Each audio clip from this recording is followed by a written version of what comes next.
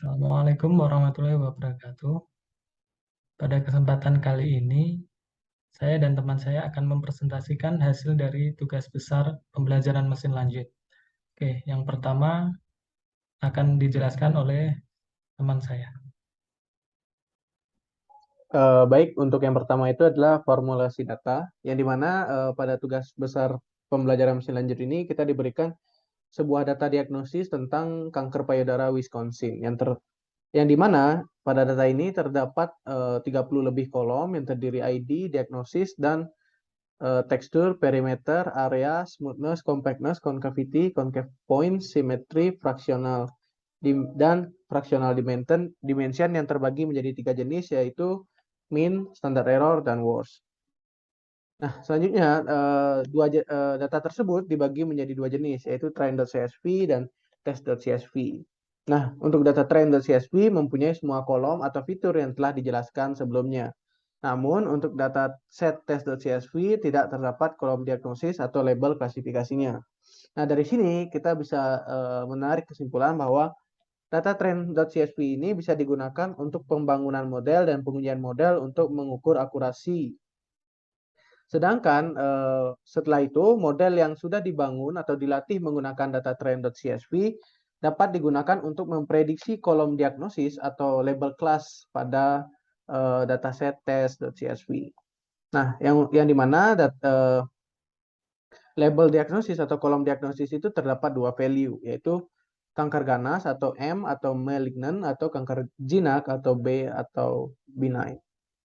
Nah, untuk selanjutnya akan dijelaskan oleh teman saya. Baik, sebelum dilakukan pemodelan, langkah pertama yaitu mengeksplorasi serta mempersiapkan data dari data trend.csv. Kemudian ditampilkan 5 data teratas. Selanjutnya ini ada data statistiknya dari data trend.csv. Terdapat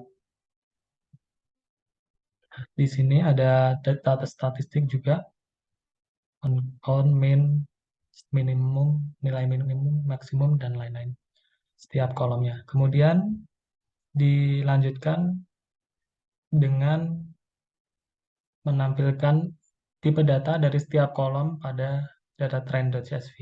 Terdapat 6 kolom yang bernilai atau bertipe data objek atau string yang nantinya harus diubah menjadi numerik sebelum dilakukan pemodelan atau diubah menjadi non missing value. Terdapat 463 baris serta 32 kolom, dan seperti yang dijelaskan pada formulasi masalah, terdapat 275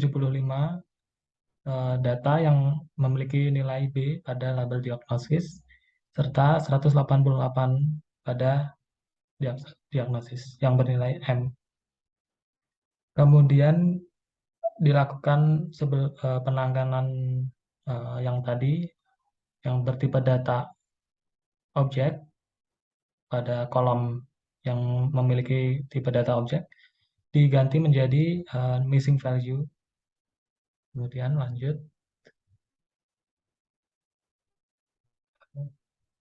Nah, terdapat 6 kolom yang sudah memiliki missing value yang nantinya akan dilakukan atau diubah menjadi tipe data float. Selanjutnya, nah ini tipe data tersebut menjadi float pada kolom yang sudah dilakukan perubahan menjadi missing value-nya.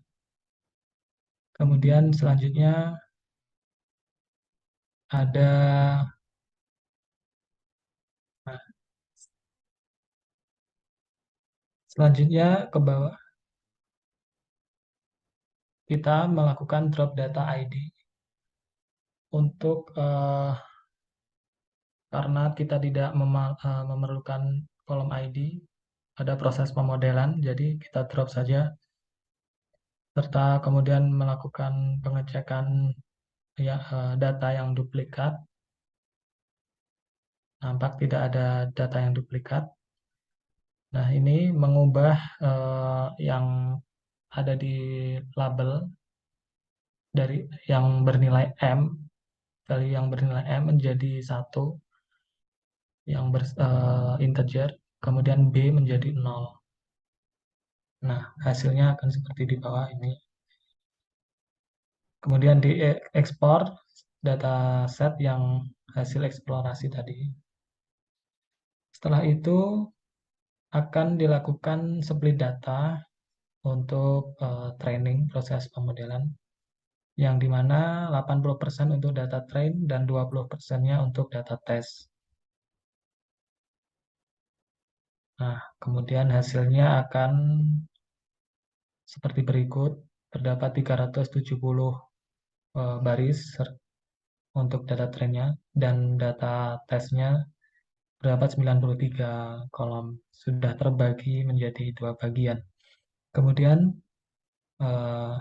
di drop atau dipisah fitur atau kolom dengan labelnya untuk proses pemodelan nanti. Kemudian selanjutnya langkah untuk pemodelan yang pertama, kita menginstal dulu Tipot. Ini adalah automated machine learning untuk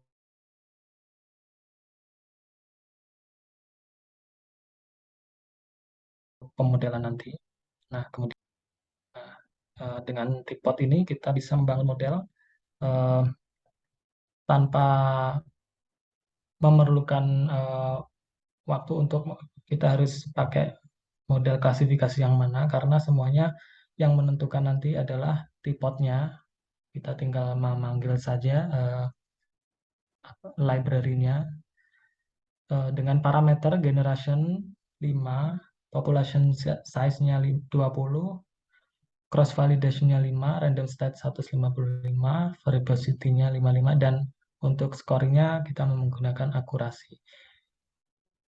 Parameter ini digunakan untuk semua yang nantinya untuk eksperimen juga. Nah, pada pemodelan ini didapatkan skor akurasi sebesar 0,95698 dan seterusnya. Dan model klasifikasi yang didapatkan adalah gradient boosting classifier, yang dimana dia itu tahan terhadap outliers.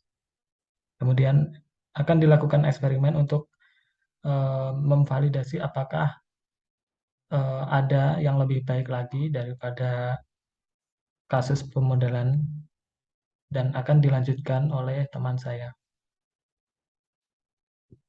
Baik, untuk eksperimen terdapat 3 eksperimen, yang dimana yang pertama adalah menggunakan AutoML Tipot dan data yang sudah di-handle outlier-nya. Nah, yang kedua adalah menggunakan AutoML Tipot dengan pemilihan kolom. Dan yang ketiga adalah menggunakan AutoML Flamel dengan data eksplorasi dan persiapan data yang sudah dijelaskan sebelumnya. Yang pertama adalah dengan handling outlier. Nah, di sini dilakukan pengecekan outlier yang bisa dilihat bahwa hampir semua kolom itu terdapat outlier. Jadi selanjutnya kita lakukan handle outlier dengan menggunakan teknik XGR untuk menghilangkan outlier dari data-data yang terdapat outlier. Di sini kita bisa lihat outlier yang sudah hilang. Lalu kita lakukan modeling lagi atau pemodelan yang menggunakan parameter yang sama dan menggunakan Tipot juga. Yang dimana di sini kita mendapatkan akurasi sebesar 0,95. Dan dari pemodelan ini kita mendapatkan pipeline model MLP classifier, yang dimana MLP classifier merupakan model yang sensitif dengan outlier. Jadi sehingga ketika outlier yang sudah hilang, maka model ini sudah sangat cocok untuk digunakan. Nah, yang kedua adalah melakukan pemodelan dengan pemilihan kolom, yang di pemilihan kolom berdasarkan korelasi dengan label atau kolom diagnosis. Nah, di sini kita memilih korelasi yang lebih tinggi dari 0,5. Nah, di sini kita dapat kolom-kolomnya. Selanjutnya, data ini akan dibagi dengan kolom-kolom yang sudah dipilih. Selanjutnya kita lakukan pemodelan dengan Tipot juga, dan dengan parameter yang sama juga. Di sini kami mendapatkan akurasi 1.0. Nah, akurasi ini cukup tinggi, dan di sini kita mendapatkan pipeline dengan model gradient boosting classifier. Pipeline ini bisa didapatkan karena kita menggunakan dataset dengan pemilihan kolom, namun tidak dengan handling outlier, sehingga model yang kita dapatkan adalah gradient boosting, yang dimana gradient boosting merupakan model yang cukup tahan terhadap outlier. Selanjutnya adalah eksperimen yang ketiga adalah menggunakan Flamel, yang dimana ini adalah AutoML buatan Microsoft. Kita install dulu Flamelnya, lalu kita lakukan pemodelan menggunakan dataset yang hasil eksplorasi dan persiapan data, yang dimana belum di handling outlier dan tanpa pemilihan kolom, yang dimana kita menggunakan time budget 5 detik, metrik akurasi, dan text and classification, yang dimana kita mendapatkan di sini akurasi sebesar 0,95. Nah, di sini kita mendapatkan model SGBM atau sama dengan gradient boosting, hanya ini lebih kecil saja. Nah, selanjutnya untuk evaluasi, di mana kita mendapatkan akurasi yang hampir sama dari beberapa eksperimen dan pemodelan. Namun akurasi yang tertinggi kita dapatkan di eksperimen yang kedua, yang dimana menggunakan AutoML T-Pod dan dataset dengan pemilihan kolom. Ini bisa didapatkan karena dataset dengan pemilihan kolom bisa memudahkan model dalam belajar, karena model tidak hanya belajar, tidak akan banyak belajar dari informasi yang kurang relevan dengan label. Nah, selanjutnya, seperti yang saya sudah jelaskan pada formulasi masalah, setelah pembangunan model menggunakan data trend, kita akan melakukan prediksi pada data test untuk memprediksi kolom diagnosis atau labelnya. Nah, di sini kita lakukan eksplorasi terlebih dahulu terhadap data testnya. Kita drop juga. Selanjutnya, karena model yang menghasilkan akurasi paling tinggi adalah model di eksperimen kedua, yaitu model automatic pod yang menggunakan dataset pemilihan kolom. Jadi pada prediksi ini kita juga mengikuti dataset pemilihan kolom. Kita pilih juga kolomnya agar sesuai dengan model tersebut. Selanjutnya kita lakukan prediksi dan kita sudah dapatkan hasil prediksinya dalam bentuk array. Selanjutnya kita masukkan hasil prediksinya ke dalam kolom diagnosis, kita tambahkan. Lalu untuk sama juga kita akan lakukan encoding lagi dari 1 ke M dan 0 ke B, seperti reverse encoding. Dan selanjutnya dataset ini kita akan ekspor menjadi dataset baru, yaitu dataset hasil prediksi.csv. Nah, jadi dari presentasi ini atau dari tugas besar ini kita dapat simpulkan bahwa AutoML itu dapat mempermudah model dengan melakukan percobaan berbagai macam algoritma dan metode secara berulang menggunakan genetic programming. Nah, selanjutnya pada tugas besar ini dilakukan pemodelan menggunakan AutoML T-Pod dan AutoML Flamel dengan berbagai macam eksperimen. Nah, untuk model yang menghasilkan nilai akurasi yang paling tinggi adalah model pada eksperimen kedua yang menggunakan T-Pod dan data dengan pemilihan kolom. Nah, model tersebut menghasilkan nilai akurasi 1.0. Selanjutnya akan dilanjutkan oleh teman saya. Baik, seperti itulah presentasi dari tugas besar ini. Kurang lebihnya atau ada salah katanya, mohon maaf sebesar-besarnya saya dan teman saya. Terima kasih. Wassalamualaikum warahmatullahi wabarakatuh.